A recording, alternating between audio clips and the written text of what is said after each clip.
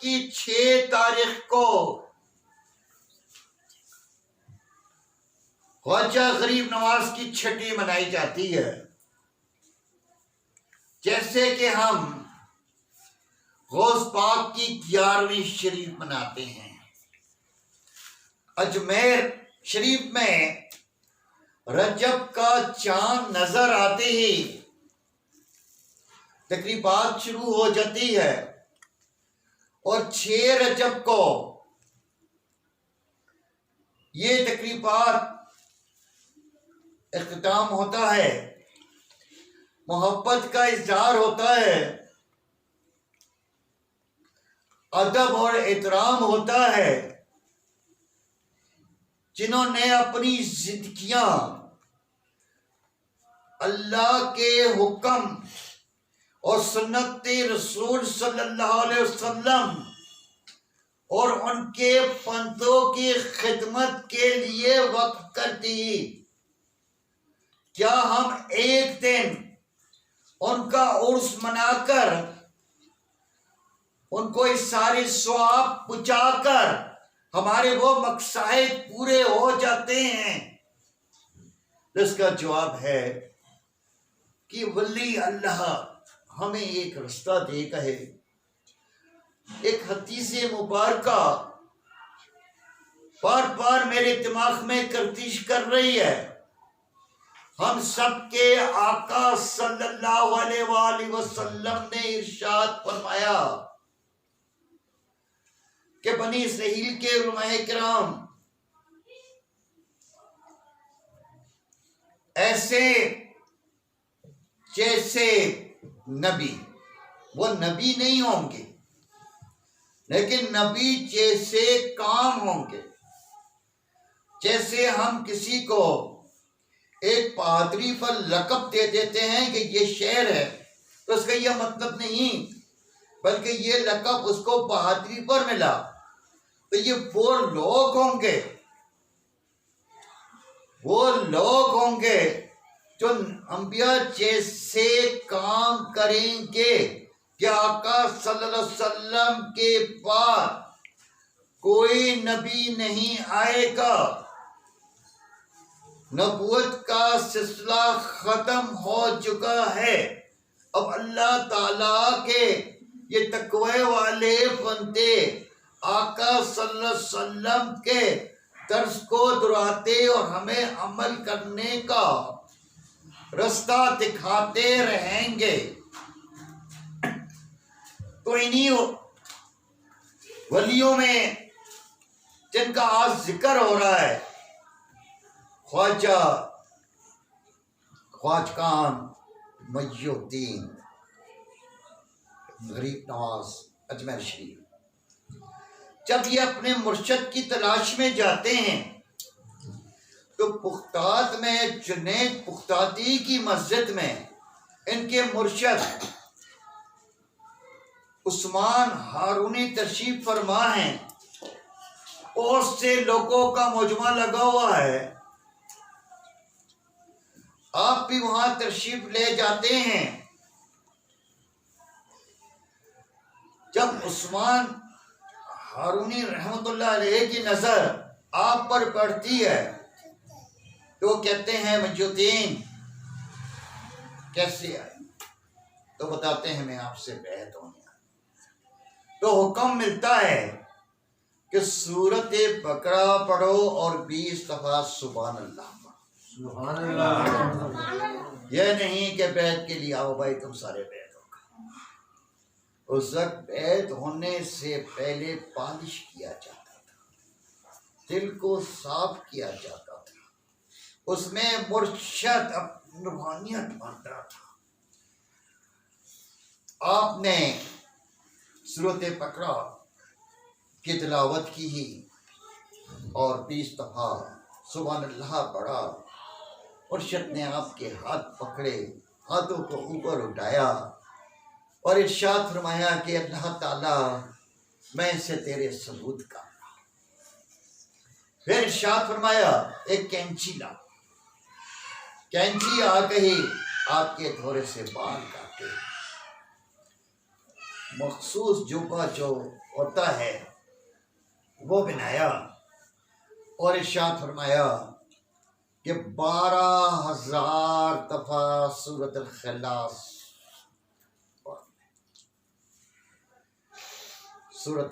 पढ़ ली गई। फिर तशरीफ लाए कि इरशाद फरमाया 1,000 दफा और कुल अल्लाह शरीफ पढ़ ली, 1,000 दफा और पढ़ी और फिर वो इस तरह बैत होगा रूहानियत की मंजिलों में। खाली बैत होना बात नहीं होती, बात उस मंजिल पर चलने की होती है। पीर का मायने उस्ताद के होते हैं। पीर को फैज़ उस शजरे से मिलता है, शजरे कोई भी हो, कोई नक्शबंदी हो, चिश्ती हो, कादरी हो, किसी भी सराफिल से ताल्लुक रखता हो, उन सबका सिलसिला एक ही हमारे आका सल्लल्लाहु अलैहि वसल्लम से जा मिलता है। अब उनके बैठ रहे और फिर अपने पीर और मुर्शिद के साथ हज की शहादत हासिल की। आपके मुर्शिद ने ऐसे इनका भी मजा आता है कि हो तो ऐसा हो कि जब आका सल्लल्लाहु अलैहि वसल्लम के रोज़े मुबारक पर पहुंचे तो इरशाद फरमाया या रसूलल्लाह इसको अपने जनाब में कबूल करो। आवाज आती है हाँ हमने इस हसन मजूती को कबूल किया और हिंदुस्तान का इलाके में इसको तबलीग की इजाजत दी। मयूतीन के मायने हैं दीन का मददगार। अब हज बैतुल्लाह की शहादत हासिल करके पुख्ता शरीफ तशरीफ लाए, उस पाक से मुलाकात की, आपके जवानी के याम और गौस पाक के दुनिया से ज़ायरी पर्दा फरमाना। इसलिए कि हमारे बड़े अमरों की शोहरत हमारे अमरों की शोहरत।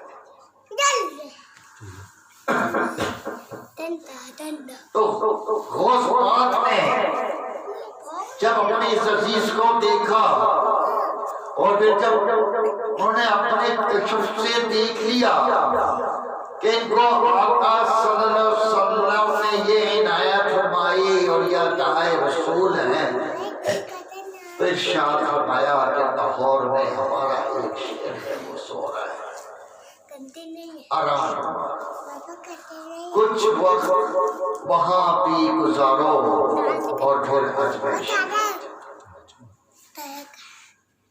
तकरीब नवाज रहमतुल्लाह अलैह वहाँ से लाहौर आते हैं और दादा सरकार के उजरे के सामने अपना खेमा लगा लेते हैं। किताबें लिखती हैं कि उन्होंने चिल्ला कशी की। मैं ये कहता हूँ कि चिल्ला कशी नहीं की, इसलिए कि वो और जिनको अताए रसूल की तरफ से मिल जाए उसको चिल्लाशी की जरूरत नहीं है।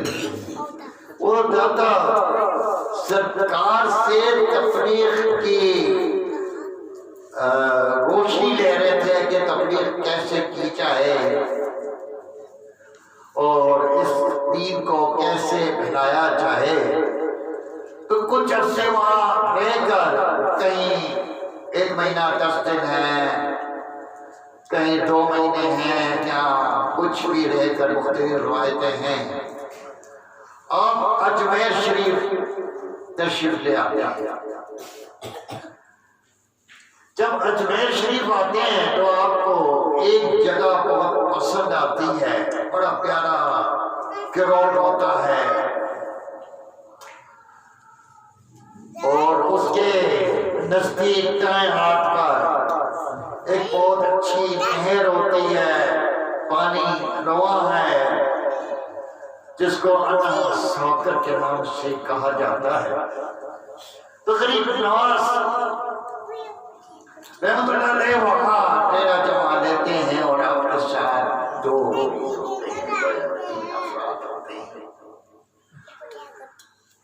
उस वक्त वहां पर एक जालिम राजा हुक्मरान था, जिसको राजा बदगुरी कहा जाता है।